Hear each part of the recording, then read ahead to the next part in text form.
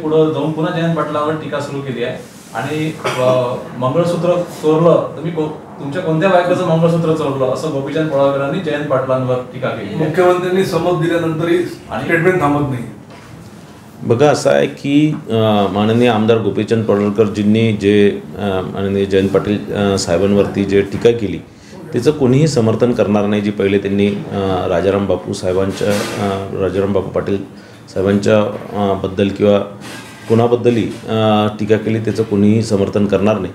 पण मला असं वाटतं की त्यानंतर जे सगळे घटनाक्रम झाले त्यानंतर ज्या प्रकारचे आंदोलनं किंवा मोर्चे किंवा ज्या प्रकारची खालच्या दर्जाची टीका काही राष्ट्रवादी काँग्रेस पक्षाचे नेते सातत्याने गोपीचंद पडळकरजींवरती करतात आहे तेही कुठेतरी त्याचंही समर्थन करता येणार नाही।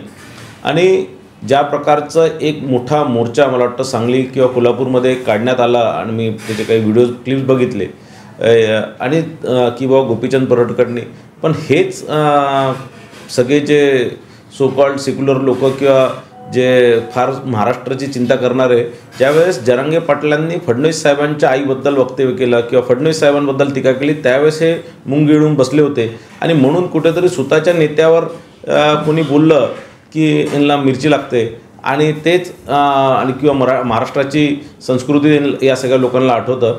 कुठेही फडणवीस साहेब किंवा इतर दुसऱ्या नेत्यांवर कोणी काही बोललं तर मग हे यांना काही महाराष्ट्राची संस्कृती आठवत नाही।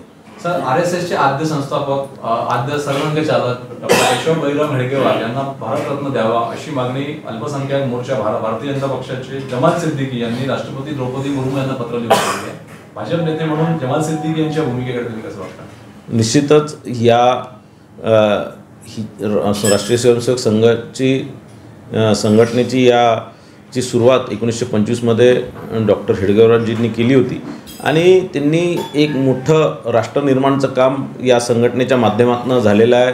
मागील 100 वर्षापासून ही संघटना आपल्या देशात आणि या देशाच्या हितासाठी हिंदू धर्मासाठी सगळीकडे करताय जगभर करताय आणि निश्चितच त्यांना जे जमाल सिद्दीकींनी जी मागणी केली त्याचंही मी समर्थन करतो आणि निश्चितच डॉक्टर हेडगेवारजींना भारतरत्नाचं हे दिलं पाहिजे।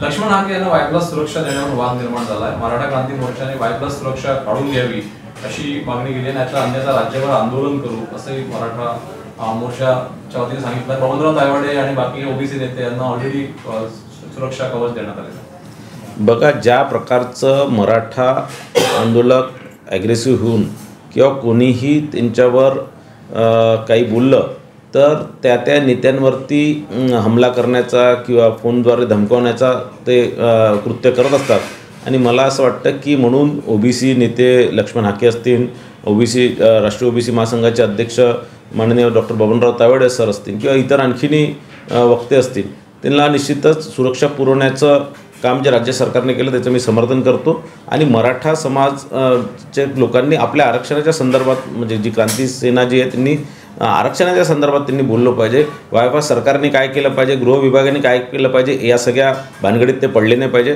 त्यांनी राजकीय चित्र या सगळ्या गोष्टींचं केलं नाही पाहिजे। त्यांनी आपलं काम केलं पाहिजे आणि दुसऱ्यांना आपलं काम करू दिलं पाहिजे। एक शेवटचा प्रश्न असा आहे दसरा मेळावा उद्या आहे दोन्ही ठाकरे बंधू एकत्र येण्यासंदर्भात गेल्या काही काळामध्ये संकेत मिळत होते काय वाटतं तुम्हाला दसरा मेळाव्याच्या पार्श्वभूमीवर?